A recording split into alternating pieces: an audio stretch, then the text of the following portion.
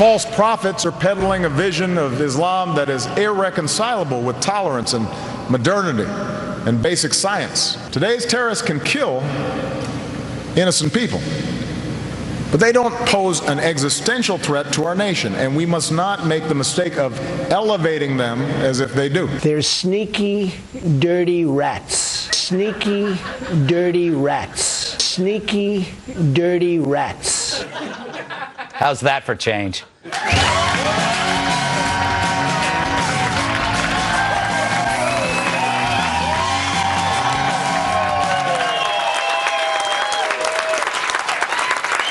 You know, if I made an action movie about President Trump, I'd call it Executive Action. The tagline, in a world where presidents did nothing, one man did something. In a world where presidents did nothing, one man did something.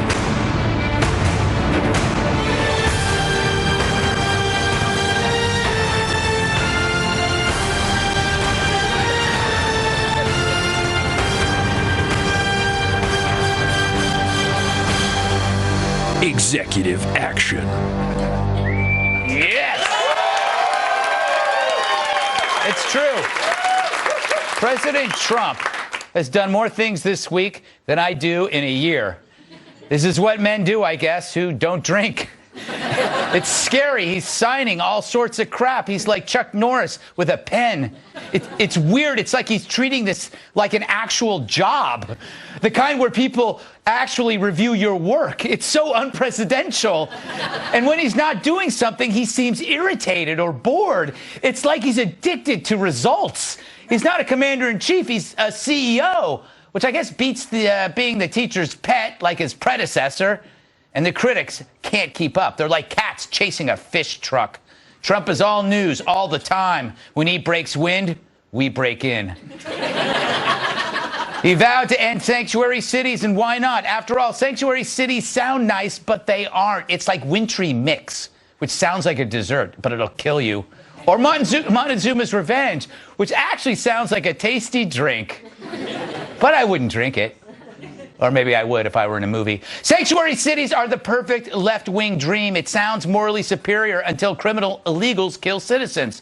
Now, Trump also addressed terror and refugees sensibly. Extreme vetting. It's vetting, but more extreme. It makes sense. So it's no wonder protesters' brains are frying like spam on a hot sidewalk. But nothing he is doing is actually intrusive. The moratorium, enhancing border security, removing criminal aliens, hiring border agents, helping crime victims, none of these actions are as remotely interfering as Obamacare, Solyndra, the Iran deal, pardoning traitors. Do the protesters even see that? No, their heads are so far up their asses they can tongue their own tonsils. Meanwhile, that was disgusting. Get it out of my head, Greg. The media's being a mess. They're so out of shape after 8 years of sucking up to Obama. It's like watching a flabby arm wrestler take on an MMA fighter. It's like me trying to lift weights after a month in bed stuffing Twinkies down my throat. Trump's less a president than a manic Swiss Army knife. The media has just one tool, but Trump has like 70. You think you got a handle on the nail file, and out pops the corkscrew. It's kind of fun to watch.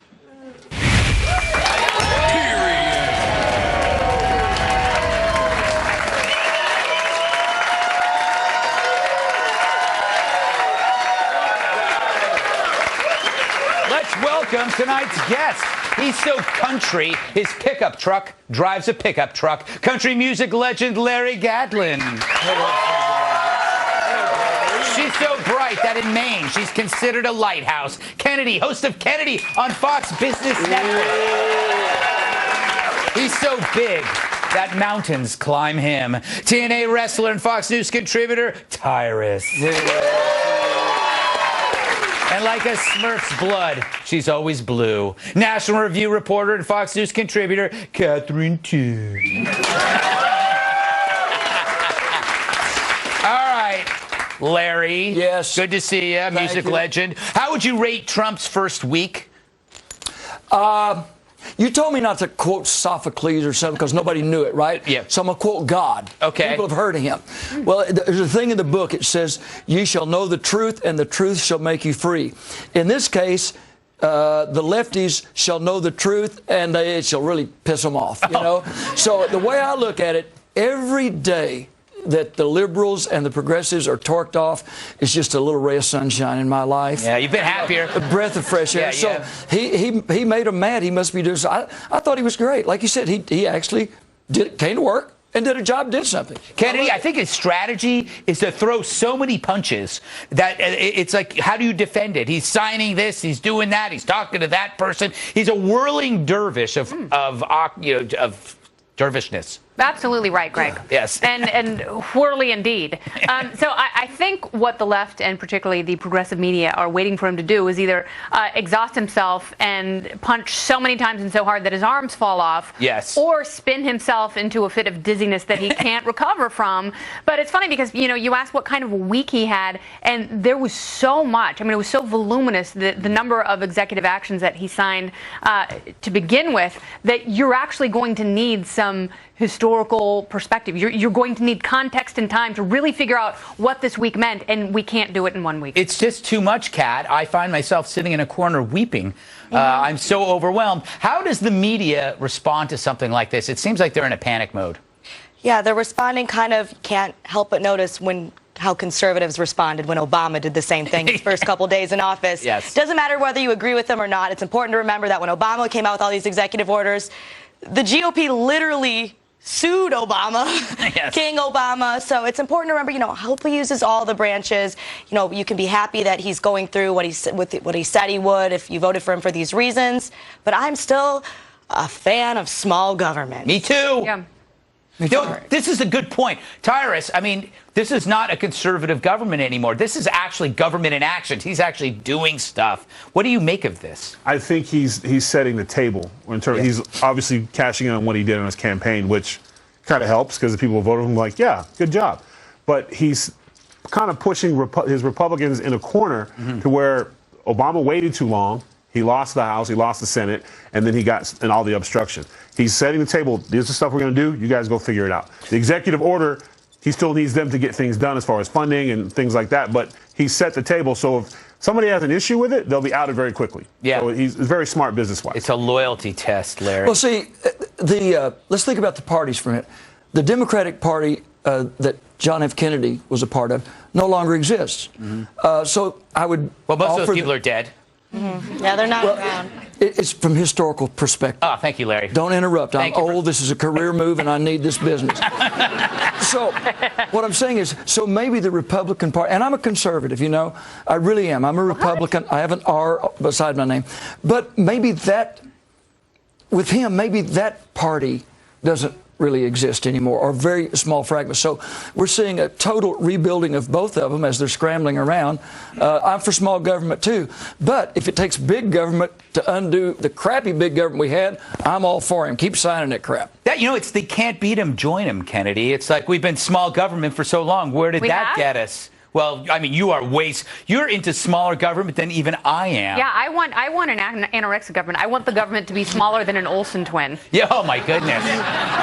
That's a small government. Like a 1994 Olsen twin, to be completely honest. But the one thing that I do love is as people are scrambling to make sense of some of these executive actions, and it's really hard to tell. Like, are they authoritarian? You have to read the language very closely before you pass judgment. But most people want to pass blanket judgment as though he's declared war on China already. But John Bolton's not. But he hasn't done anything he didn't change any laws. He's just enforcing laws. What I love is leftists are so upset at this amount of executive power, and you have to realize his predecessor concentrated this much power in the Oval Office over 8 years, as did George W. Bush.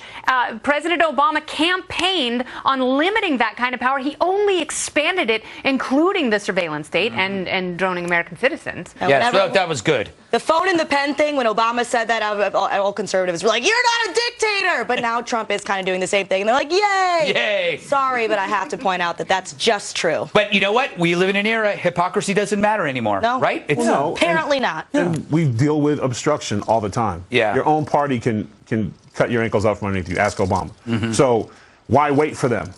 Yeah. These are my plans. You know what I was going to do. Here we go. All right, I got to move on. Hypocritical, if you're honest about being hypocritical, No, then that's true. That's true. That's a good point. I didn't like it when he was doing it. I like it when our guy's doing it. There you It's go. fine. It works for me. That's It's your true, T-shirt. It's true. Like, I am very small government, but if I were president, I would first sign an executive order making it a crime to not text me back. Exactly. I am for small government, but if I became president, executive order would kill everybody with a man bun. Would I do that? I think they do have a droning program. I think there was a man bun droning draft order. Yes, there was. You know, it hasn't been officially signed. But. Yes. It's a disgusting trend. All right, we got to move on. We have so much to cover. Still to come, President Trump says torture works. As everyone who heard Ashley Judd last week, we can all agree. Oh, that woman's got issues. More issues than a newsstand. But first, here's a quick preview of the rest of the show.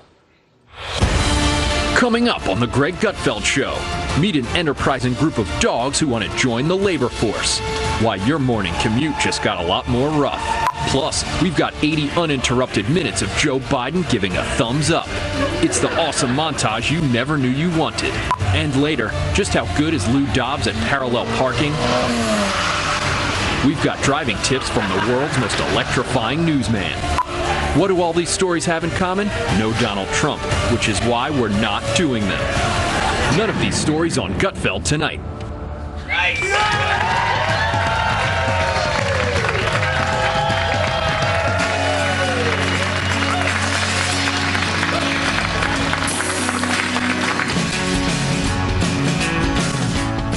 Will the threat to disable get back on the table? The New York Times, whatever that is, reported this week that President Trump was considering lifting the ban on enhanced interrogation, better known to some as torture, or in my case, pleasure.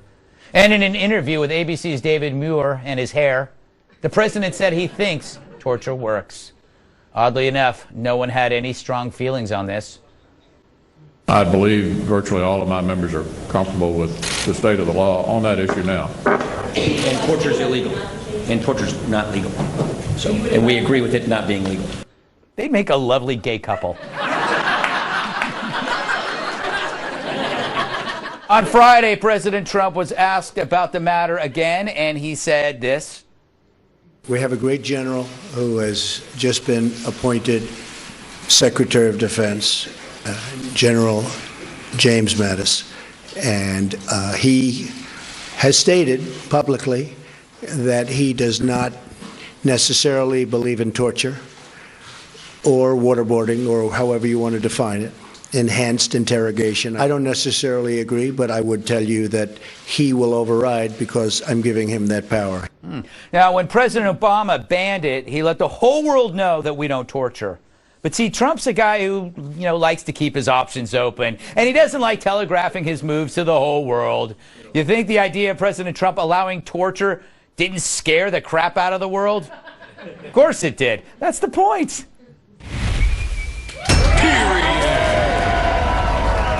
All right. Kennedy, I have a theory. Defense Secretary Mattis is against torture kind of the way I'm against eating at Panera Bread. I won't do it unless it's the last option. What's wrong with having the last option?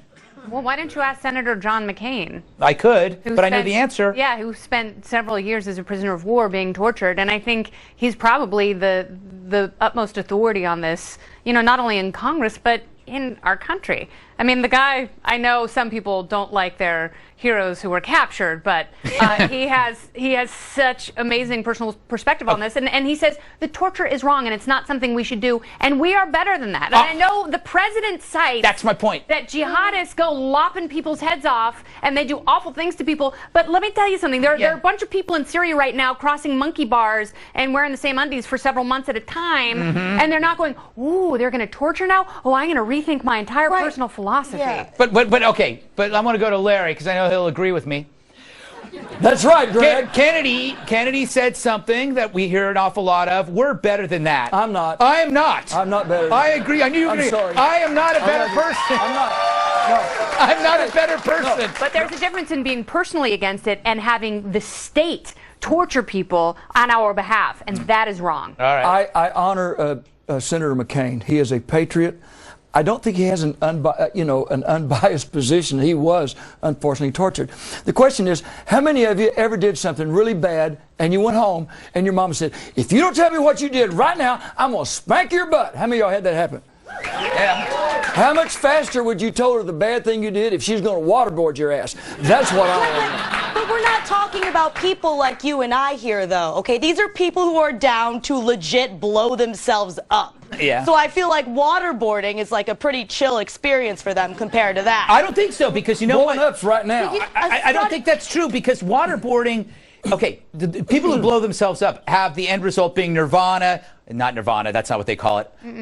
What do they call it? Heaven. Let's Let's call it heaven. Let's call it heaven. Nirvana is a different religion. Yeah, totally different. Yeah. Totally different. Completely and not a different bad religion. one. But the point is, this is different because you're not letting them die. You're suspending them in a period of like absolute anguish, which is different. This has been investigated, okay? A U.S. Select Committee, a Senate committee investigated this. They found a lot of problems with torture. They found that it doesn't really work. People fabricate things. Again, that these people don't really care if they're tortured. Yes. I don't really I don't arguing care that. what we do to terrorists. It doesn't really bother me that much what we do to terrorists because they're terrorists. Like, boo, for real, on those guys. But, you know, first of all, if you're talking about U.S. citizens, they have rights. And if we're talking about what is and is not effective, it's not so much for me about a personal vendetta as it is doing what's most effective. All right, well, I'm with you on that, but that doesn't go against my last option argument. I'm saying maybe it doesn't work, but if you have no other options, Tyrus, why the hell not?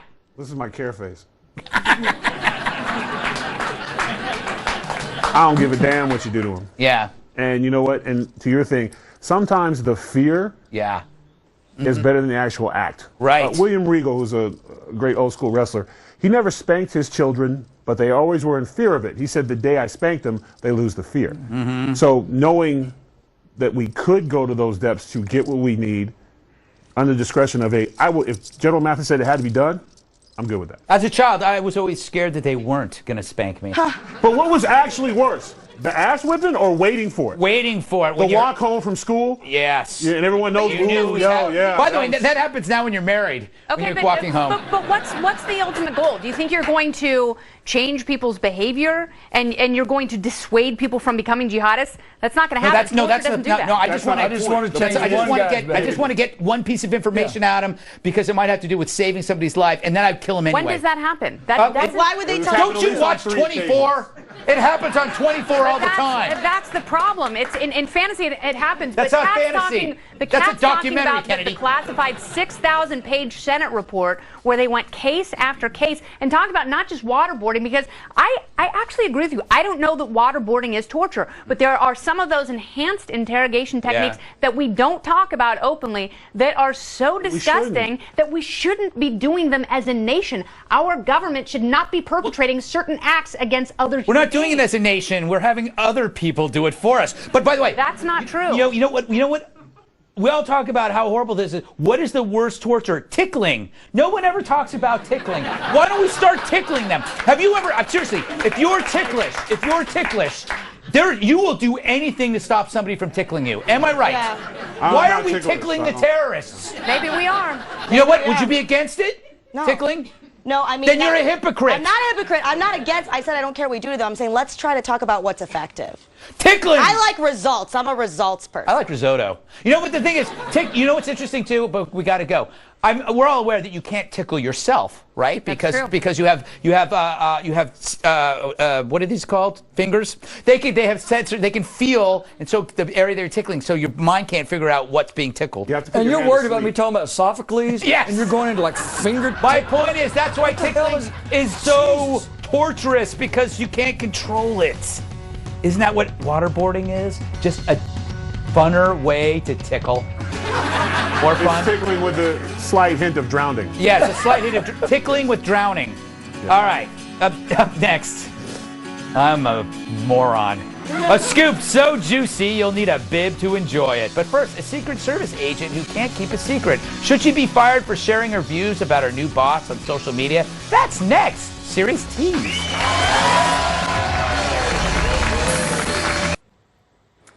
A federal judge granting a stay allowing detainees with valid visas to stay in the U.S. Good evening. I'm Anita Vogel. This is a Fox News alert. At least 170 people detained at airports after President Trump signed an executive order banning those with visas from 7 different countries from entering the U.S. Those countries having a mostly Muslim population.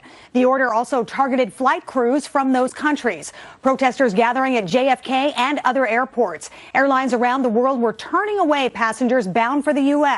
Democratic leaders blasting the order, and Mr. Trump speaking by phone to Russian President Vladimir Putin this afternoon.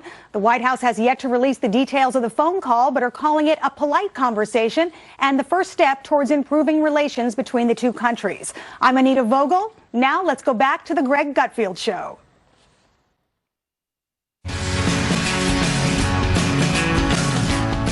She's drawing ire over the line of fire. I speak of a senior Secret Service agent facing criticism for suggesting she wouldn't protect President Trump. Carrie O'Grady, who's in charge of operations in Denver, that's in Colorado, Larry, wrote on Facebook back in October, quote, "I would take jail time over a bullet or an endorsement for what I believe to be disaster to this country and the strong and amazing women and minorities who reside here. Hatch Act be damned." I think that's a reference to Richard Hatch. "I am with her." Actually, the Hatch Act bans certain federal employees from advocating for or against a political party, including on social media. Meanwhile, O'Grady has since deleted the post, telling the Washington Examiner she's proud of her job, and does it to serve the office of the president.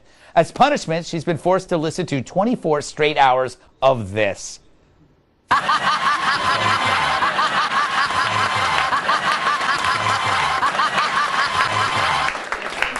Oh, boy. All right. I'll go to you, Kat.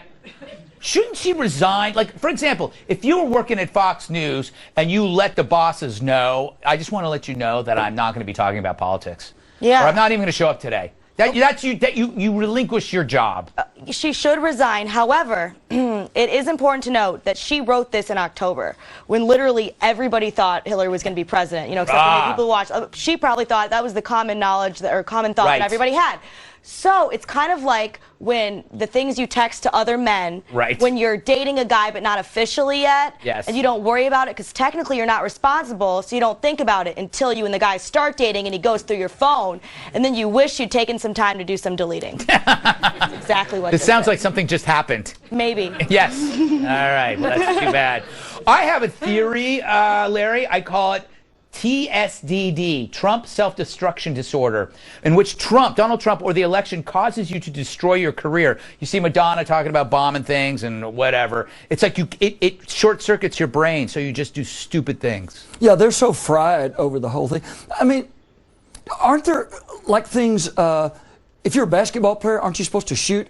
I mean, what if Tom Brady, cheater, Tom Brady, cheater. Watch your mouth. Yeah. Watch your mouth. The man's a saint. Okay, man. The man's a saint. The man's a saint. What are you sitting up for? I don't know if you want to Rest yourself. Rest yourself. Hold me back, please. Someone hold me. No, what if he just said, okay, we got a ball game coming up. If it's over like 12 yards, my arm hurts, I'm just not going to throw it. Well, I mean, come on. If the lady, if she doesn't, the qualification for the job, hell, let's waterboard her. Oh, my goodness. I think the Hillary laugh is actually worse. The whole point. Wait, which one? We're missing the whole point. Okay, the whole thing. Listen, I was in executive protection. Yeah. My job was to protect Snoop. I didn't. That's Snoop Dogg to everybody over. I don't need a name drop, but if I didn't like his music, which I really didn't, but my job, I took a job. I have a team. They rely on me. And if I said to them, driving in the car one day, we were taking them to a concert, you know what? If someone tried to shoot me, I'm quit. Yeah. You know, that whole team wouldn't work with me anymore. Right. You do your job. Her job is to protect the office. She shouldn't take political stands. It doesn't matter if Trump was behind 20 million votes. Your job is to protect the office, not to mention your team. I wouldn't walk across the street with her. Yeah. Can you imagine?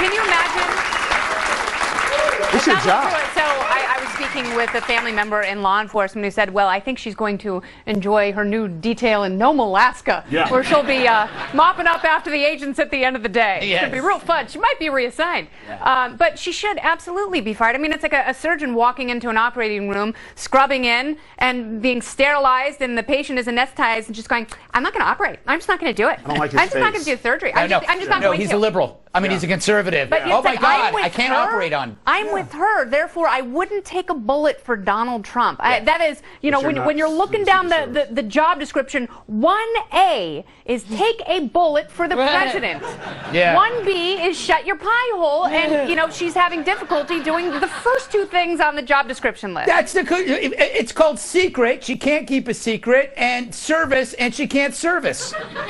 She was probably drunk.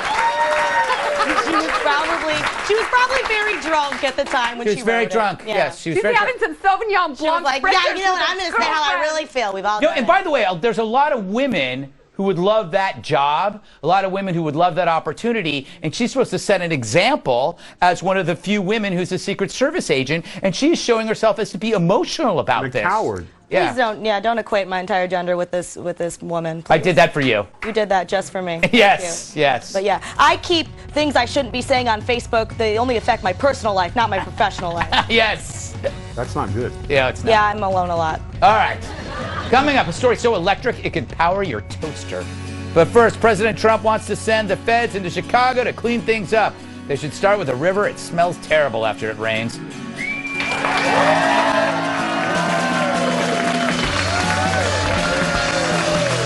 you'll be in the New York area and would like to be part of our studio audience, email Greg Tix at foxnews.com. Just that sort of thing. Okay, all right. They went from foes to bros. Could Rahm and Don, once arch enemies, become the new unstoppable crime duo? President Trump has threatened to send the feds into the city of Chicago over their crime epidemic. I wonder if he wants them to fix the problem. I want them to fix the problem. You can't have thousands of people being shot. This is a warning. I want them to straighten out the problem. It's a big problem. It is. It's a big problem. Here's the mayor's response. I would welcome, always have, welcome federal participation in. Well, there you go. Everyone's happy. I think we're making progress already, isn't it? It's only been 1 week. All right, Tyrus. What's going on in Chicago? And everything seems so out of control. And I can't believe that Rahm Emanuel doesn't know how to stop it. Why isn't he stopping it? Well, Chicago's history of gang violence goes back forever. And it's not just the socioeconomic, it's poverty. It's no new education, no schools. There's no jobs. You know, the drug trafficking is unbelievable. And that's basically what the fight is about, is guns and drugs. And that there is a lot of different ways to go to fix that. A lot of people are like, oh, feds, because at one point I had said that, you know, putting a military guy in every corner, a soldier, just for the deterrent, for people to have someplace to go to. The feds can help. I just think the verbiage doesn't sound right, threatening to send in the feds. They need help. Everyday people out there can't leave their house. They need help. See, I have a theory, Larry, that Rahm Emanuel is a victim of his own PC mentality. He knows what to do. But if you do it, you will be considered a bigot or racist by targeting like minorities because they happen to be also victims of crimes, but they're also causing the crimes in these instances in these gangs. And I think that's what's paralyzing him. Well, I agree with you that there's part of it. I think it goes a lot farther than that. Politicians do crappy things, okay? They pander to their base so that they can what? Get elected. That's rule one. You know what rule two is? Get reelected. So they pander to me, it is blatantly to curry favor with the black, the Hispanic communities where most of this stuff is taking place. But don't they want the crime to stop too? Well, of course they do, but they're not the mayor. He doesn't want. If you bring people in, like you say, you're being PC, and whatever group they're members of, they'll come vote for you. Come on, the immigration has so much to do with that. Our president a while ago in your before your deal said it was that ISIS was not an existential. It was an existential threat to Kate Steinle. Wasn't that her name? And to other people who are getting killed. Sanctuary city. Hey, I've got an idea. Let's let a bunch of bad guys in and not do anything about it. That's brilliant. Yeah. But Come on. Not all to bad Tyrus's point, That's you know, true. it's about drugs and it's about guns, and those are two areas where there is strict prohibition in Chicago. Of both. So Yes, that's you know, right. perhaps if you legalize drugs and create a legitimate market, I know that's heresy in some circles, and Not also mine. allow people to defend themselves, allow people to exercise their Second Amendment rights, I think you would see things change drastically. Rahm Emanuel hates cops. Right. Rahm Emanuel is an incompetent mayor, and before you bring the federal government in and create martial law, Rosie O'Donnell, I think you should impeach the mayor, and you really should fix things locally and get someone in that position who actually stands up for law enforcement so they can do their job and they don't feel hamstrung. Like, excuse me, I get so emotional. Like they do in big cities like New York. Exactly right. Yeah, that's exactly right. You know, may not be able to put a policeman or military guy on every corner. Put a red hot mama with a 45. You know, I'm gonna protect my kids. That's absolutely right. You come in, you come try to sell drugs to me. I could I'm totally gonna put see two that in right Donald here. Trump's America. Absolutely. Wow, isn't that great? No, I mean, the fact is, Chicago is an overwhelmingly liberal city. A lot of these cities run by liberals have the same problems, Kat. So what's your solution? I agree Miss with Smarty Kennedy as Pants? a libertarian. Yes. Legalize drugs, let people protect themselves. And yeah, I don't know if Trump using it as a threat, saying, well, I'm going to send in the feds, that's sending in help, and that's making him not have to solve his own problems when things should be solved more locally. Like if Trump were to say to me, your room, your apartment is disgusting, I'm going to send in the feds, I'd be like, not offended. I'd be like, great, the feds are going to clean my room as long as I have time to hide some things. Then... I would never do that to the feds. The feds would come and go. I'd be like, perfect, I don't have to do The it. feds would go, how many people are living in this tiny room? A person and a cat. Yeah. Having another set of eyes in a war zone is not a bad thing. Yeah. The police department, they had that report come out with the corruption and the excessive violence and stuff like that because they're overwhelmed and they're fighting just like a situation where they're fighting a war that they can't win either. So having another set of eyes, and because some people feel like they can't go to the police. Maybe they can't go to the feds for help. You know what I also hate? Because Chicago is a sanctuary city. Why is it only for one illegality but not for others? I mean, if you can have a sanctuary city for citizenship, why not for nudists or peyote users or smokers or taxes? Like if I decide that I don't want to pay taxes, what if a city becomes a sanctuary There's city? the Berkeley boy coming out. I love the idea of peyote. No, but I mean, like, I would go to a sanctuary city for nudists if they also didn't have taxes and peyote. If there was peyote there, I might think about it. Yeah. But no, I guess my point is Rahm Emanuel embraces sanctuary cities because it's a symbolic battle without any foreseeable consequences among the politicians, meanwhile avoiding these real problems. Still to come, Larry says something folksy. But first, celebrities gone mad. And by mad, I mean stupid. We'll award the Oscar for the most over-the-top Trump freakout next. Kellyanne. Jane Fonda, Madonna, Chelsea Handler. They're not just things that make you vomit. They're also the celebrities who railed against the president and first lady this week. Jane Fonda, she picketed the president's order to resume the North Dakota pipelines. What did I call that? Then yelled into a megaphone. Now, the guy that's in the White House, I refuse to say his name. I call him the Predator-in-Chief. Oh, clever. Chelsea Handler, she took a shot at Melania Trump. Would you ever have Donald Trump on your show? No. What if he asked you? No. What about Melania? Would you have her on your show? Melania? What, to talk about what? She can barely speak English. Ah, that's not racist. Handler also tweeted, blink if you need help, Melania Trump. That's an original joke. I think I heard it 45 times in 1 hour on Saturday. Leftists are anything but original. And Madonna, she claimed her comments about blowing up the White House were taken out of context and that she was speaking in metaphor. I don't think she was. We went to Hollywood's highest paid actor for a rebuttal.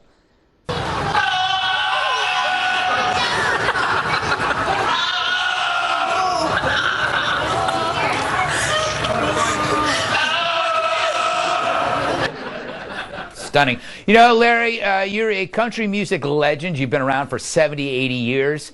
It's true. But you also have political beliefs, which you talk about. So can you give advice to somebody like Madonna without being a hypocrite? Because you say often provocative things, right? Absolutely, if you know what you're talking about. Yeah. But if you can't read, write, or trace, I'm not really going to pay much attention to what you're...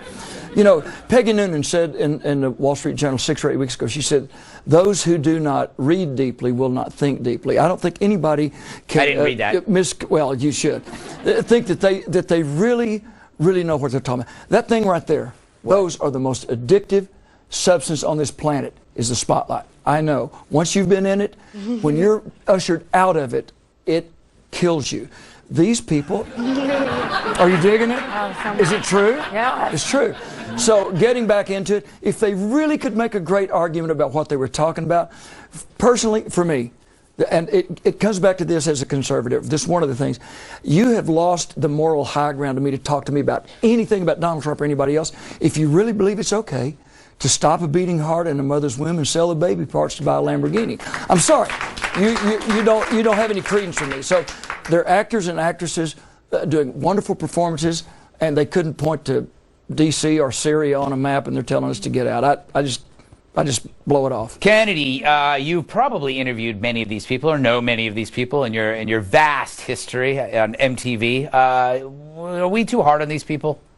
No, I think they're making it so we're forced to be hard on them because they're putting themselves and their opinions out there, and it's completely fair for people who disagree with them to take them apart, which isn't easy. It's not difficult to do, rather. This is what I will say about Madonna, and I think this is actually very serious. And no one's really discussed this issue this week. She had someone, a stalker, shot and killed at her house who was trying to get to her. Really? And she has, that's absolutely true, in Los Angeles, in Los Feliz. And she has had a number of stalkers over the years who are so mentally unstable that, you know, she may say something like this that she considers to be metaphorical, but considering that she's had a fatal incident in her own home, I think I would be very measured in my words when I talk about violence, even in the most metaphorical sense, especially with a new president in the first day of his administration. That's an excellent point. That's great. Kat, does it drive you crazy to think that if you had adopted Lena Dunham's political views, you might be more successful than you are now? Yes. Yeah, I mean, haven't you ever thought about selling out? We've all thought about it. No, I like you said, that. I love attention. It's my favorite thing. I'm a millennial. It's a millennial currency, as I've said before, having people pay attention to you and listen to you talk. But no, I like also sleeping at night. That's my second favorite thing. Oh, that's so I can't. Lena Dunham, some of the stuff she says is so stupid. And finally, we're seeing people not listen to these people. Right. You know, people saying, I'm looking at Lena Dunham. I don't want to be that. Yeah. Lena Dunham says that. Yeah, she'd have to. Yes. No mirrors in her house. Tyrus! Just video cameras. Uh-oh. Here we go. What's this? My care face. Care face right there. I give two damns what an old pop star has to say about anything. So, yeah. They're celebrities and they right to the opinion, but now because they took the low ground when they're supposed to be taking the high ground. Remember, they go low, we go high. Remember that BS? They're always high. They're going pretty low now. They're insulting his wife, and they're insulting. You want to talk about the president? If you have a personal beef or whatever, cool. But respect the office. But realize when you say things like that, as she pointed out, there's people that don't have in this world that don't have the common sense to not know what you're saying is true. Right. Let them do it. They're making themselves look like. Go for it. That's my point. Yeah. You know, it actually, in my opinion, it's great when they speak out because they reveal the illusion of rebellion. We realize that Jane Fonda was never really a rebel. Neither was Madonna. They're all in lockstep, and it's all been a lie that they're edgy. They're not edgy. They all believe the same thing, and that makes them such. If the cameras are on. Yeah. Don't go anywhere. If you leave now, you're just a quitter, and no one likes a quitter. Final thoughts next.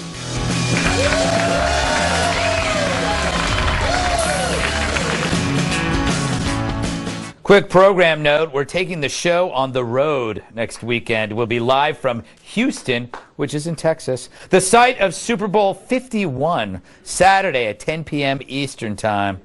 Finally tonight, Tyrus continues to introduce himself to his new co-workers at Fox News. Here is the latest installment of...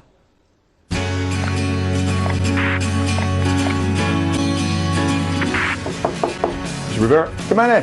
Hi. Hey. Fox News contributor, Tyrus. Tyrus, how you doing? Pleasure. So, who are you contributing for? Greg Gutfeld. Oh, hey, you'd be perfect together. You know, like Danny DeVito and Arnold Schwarzenegger in that Twins movie. Yeah, because we even wear sweaters together, too. That's pretty cool. Right, yeah. So what are you going to do with Greg? You know, we're going to report the news, our style, our way, crack some jokes, have some fun. Try to get him off the unicorn thing. Maybe get him something a little more tougher. But, you know, we'll see. If you I just can't get over that. I mean, what does he come up to about here on you? Yes, he's incredibly short and I'm incredibly large, yes. If you had any advice to give me for working with Greg, what would you tell me? Work with Gutfeld? Yeah.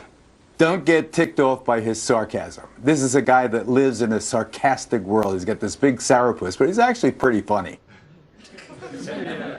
I love being on TV with him, but I could just see you sitting next to him as the sidekick. I mean, I could just see a bit where he's on the couch and you sit down. Just flies, because I'm so big and he's so small. That joke never gets old, does it? Never get. Learned a lot. Great seeing you, and I wish you the best. And don't be a stranger.